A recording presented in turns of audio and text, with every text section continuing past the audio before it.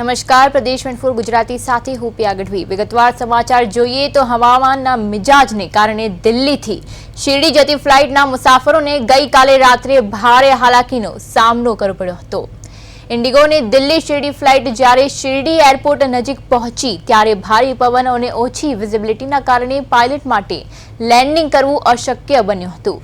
વિમાને આકાશમાં અંદાજે 1 કલાક સુધી ચક્રાવો માર્યો હતો, પરંતુ સુરક્ષાને ધ્યાનમાં રાખી અંતે ફ્લાઇટને સુરત એરપોર્ટ પર ડાયવર્ટ કરવામાં આવી હતી। સુરત એરપોર્ટ પર વિમાનનું સલામત લેન્ડિંગ થતા 150 થી વધુ મુસાફરોએ હાશકારો અનુભવ્યો હતો। જોકે આ અચાનક થયેલા ફેરફારથી મુસાફરો થોડીવાર માટે મૂંઝવણમાં મુકાયા હતા। વાતાવરણમાં સુધારો આવતા જ રાત્રે ફરી આ ફ્લાઇટને શિરડી માટે રવાના કરવામાં આવી હતી। નિર્ધારિત સમય કરતાં 3 કલાક મોડા શિરડી પહોંચેલા શ્રદ્ધાળુઓએ અંતે સાંઈબાબાના દરબારમાં પહોંચી રાહતનો શ્વાસ લીધો હતો।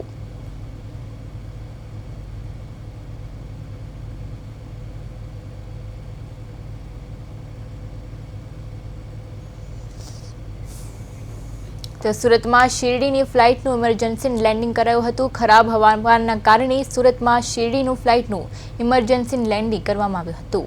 નડતા વિમાનને ડાયવર્ટ કરાયું હતું। સલામત લેન્ડિંગ થતાં 150 થી વધુ મુસાફરોએ હાશકારો લીધો હતો। શિરડીમાં ઓછી વિઝિબિલિટીથી મુશ્કેલી સર્જાઈ હતી। 3 કલાકના વિલંબ બાદ મુસાફરો શિરડી પહોંચ્યા।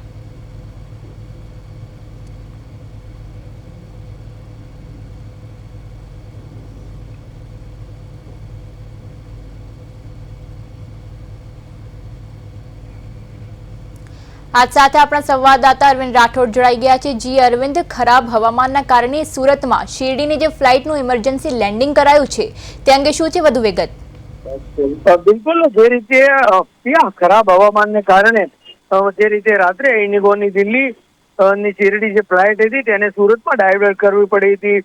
એટલે કે શિરડી એરપોર્ટ પર ઓછી જે વિઝિબિલિટી અને ભારે પવનને કારણે વિમાનનું સુરક્ષિત લેન્ડિંગ શક્ય નહોતું અને ત્યારે પાયલોટે એર ટ્રાફિક કંટ્રોલ અને એટીસી નો સંપર્ક કર્યો હતો અને જે રીતે જોઈ શકે છે તે મુજબના દ્રશ્યો કે જે રીતે લેન્ડિંગ કરવામાં ક્યાંક ને ક્યાંક જે રીતનું ગોળ ગોળ ચક્કરો ફરાવવા પડ્યા હતા અને ત્યારબાદ ફ્લાઇટમાં આશરે 150 જેટલા જે મુસાફરો સવાર હતા એટલે તેમના જીવ અદ્ધર થયા હતા। પરંતુ સુરત ખાતે ત્યારબાદ એરપોર્ટને વિમાનનું સલામત રીતે લેન્ડિંગ કરવામાં આવ્યું છે અને અચાનક ડાયવર્ઝનને કારણે મુસાફરોમાં પણ થોડી ગૂંચવણ જોવા મળી હતી। ત્યારે રાતે ફ્લાઇટને ફરી શિરડી મોકલવામાં આવી હતી। એટલે 1 કલાક સુધી પ્લેનને શિરડીના ગ્રાઉન્ડ ઉપર ગોળ ચક્કરો મારવા પડ્યા હતા, પરંતુ 3 કલાકની વધુ સમય શિરડી પહોંચ્યા હતા અને શિરડી પહોંચતા મુસાફરોએ પણ રાહતનો શ્વાસ લીધો હતો। જી પિયા।